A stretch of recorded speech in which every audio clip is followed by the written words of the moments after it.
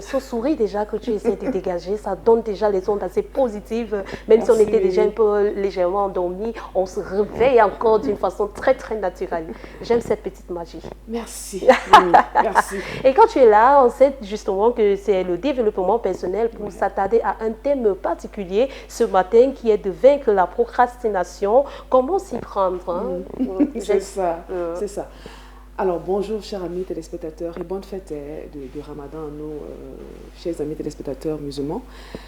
Ce matin, nous avons effectivement pensé à ce thème, vaincre la procrastination. Comment s'y prendre? Et cela nous amène à nous poser la question, bien à définir le mot procrastination. Justement.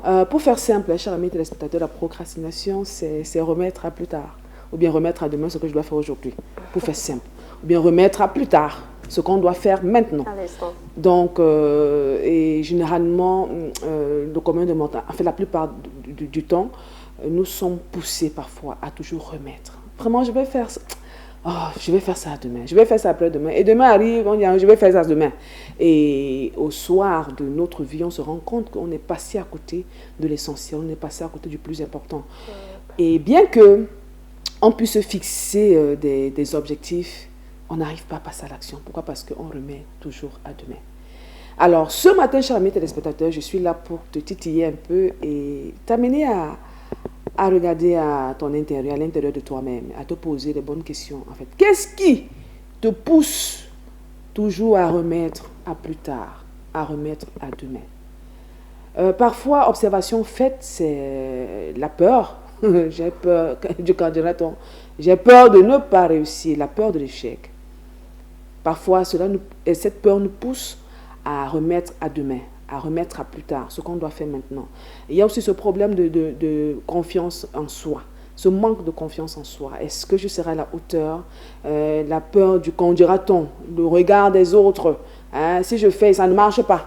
On va penser quoi de moi? C'est autant de questions qui taraudent notre esprit. Je suis là ce matin pour te dire, chers amis téléspectateurs, arrête avec ça. C'est-à-dire que tu es unique, tu es une entité unique et tu as l'obligation de faire valoir tout ce que tu as, tout ton potentiel. Alors, et comment donc s'y prendre? Parce que j'ai dit vaincre la procrastination, comment s'y prendre? Parce qu'il faut que tu vainques cette procrastination-là. Sinon, vraiment, tu n'auras que tes yeux pour pleurer au soir de ta vie. Or, nous ne sommes pas là pour ça. Nous sommes là pour t'encourager, pour te dire que vraiment, tu dois laisser un impact considérable, un impact transformationnel et transgénérationnel. Il faudrait qu'après toi, que ce que tu as bâti, tu as laissé, tu avais non seulement béni, mais reste à bénir, continue de bénir les autres.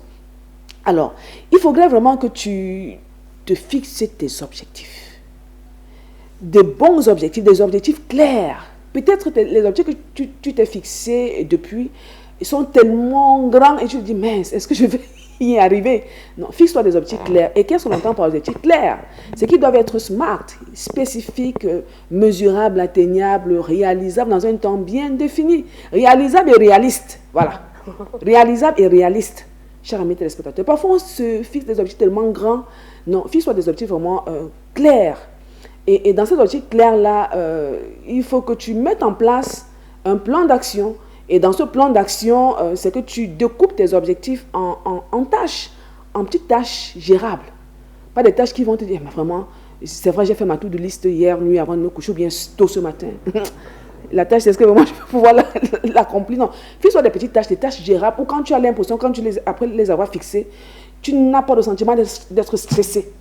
Vraiment, décompose tes objectifs en petites tâches légères, gérables, qui te permettra vraiment de réaliser sans toujours à remettre à plus tard.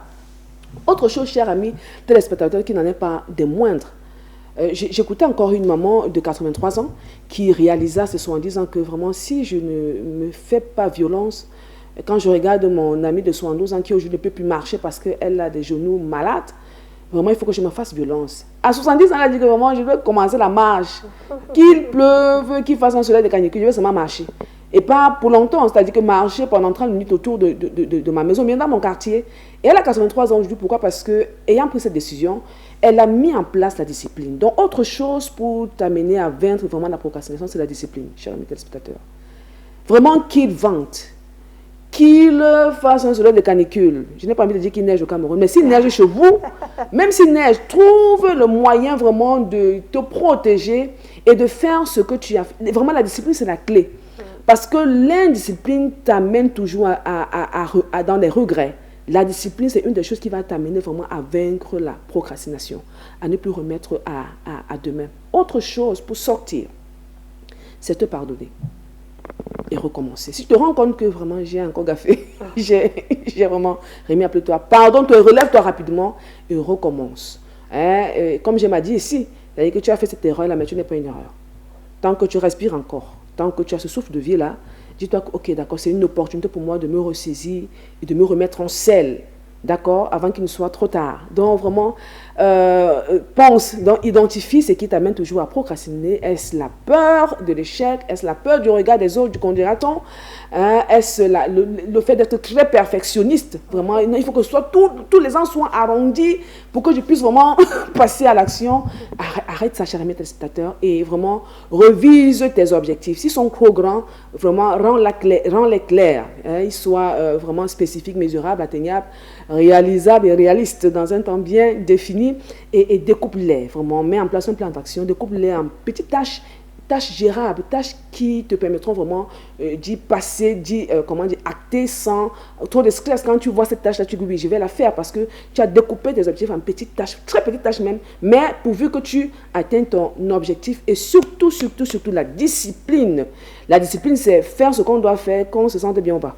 C'est-à-dire qu'on est en vie ou bien qu'on n'est pas en vie, on doit seulement passer à l'action, faire ce qu'on doit faire. Et surtout, si tu te retrouves à procrastiner, vraiment, pardonne-toi, sors de la culpabilité, pardonne-toi et recommence en pensant, en te rappelant que oui, j'ai fait cette erreur, mais je ne suis pas une erreur. Et comme je ne suis pas une erreur, je prends la résolution dès aujourd'hui, ce 21 mars 2026, à ne plus procrastiner, mais à passer directement à l'action, à faire ce que je dois faire. Donc voilà, chers amis téléspectateurs, ce que nous avons pensé pour vous, pour nous, ce matin. Je vous donne rendez-vous lundi pour un autre thème aussi intéressant. Comme quoi, qui ne risque rien n'a rien. C'est ça. Justement, prenez aussi quand même le risque de faire certaines choses que vous vous dites que je ne peux pas faire. Donc, j'ai même peur d'oser le faire. Non, il faut oser, hein. Vraiment, il faut oser le faire, quitte à ce que ça échoue. Et là, vous allez dire non, j'ai appris. Et si ça réussit, vous allez dire que oh, wow, je suis arrivée et tout. Ça, et se féliciter. Et se féliciter. Et aussi, j'ai envie de vous dire aussi quelque chose, hein, amis téléspectateurs. Vous savez, hein, demain ne nous appartient pas. Ouais. Quand vous allez dire ce que vous devrez faire aujourd'hui qui pouvait peut-être être bénéfique à ceux-là qui vont rester, vous dites que non, je vais faire ça demain. Et si dans votre sommeil très profond, vous partez définitivement, qui va le faire à votre place? Vous direz quoi au très haut? Vous allez dire qu'au très haut qui vous a donné la possibilité de faire justement ça. Parce que tout le temps qu'il nous donne, c'est un temps à prendre au profit, hein, de maximiser sur tout ce qu'on doit faire. Et surtout, rappelez-vous, le très haut ne donne jamais les épreuves qui seront difficiles à tout un chacun. Il suffit juste de lui faire confiance, il suffit de vous faire confiance aussi à vous-même et de dire que je vais y arriver, je peux y arriver. Et je vous assure qu'avec cette confiance que vous essayez de mettre en vous, ça vous propulse déjà, ça vous donne déjà un assez don positive de mener à bien ce que vous voulez renvoyer à demain là. Donc arrêtez ça. Merci beaucoup. C'est moi, Mimi. Je sais que j'ai bien compris. Hein, vraiment, j'ai voulu dire vraiment merci, coach.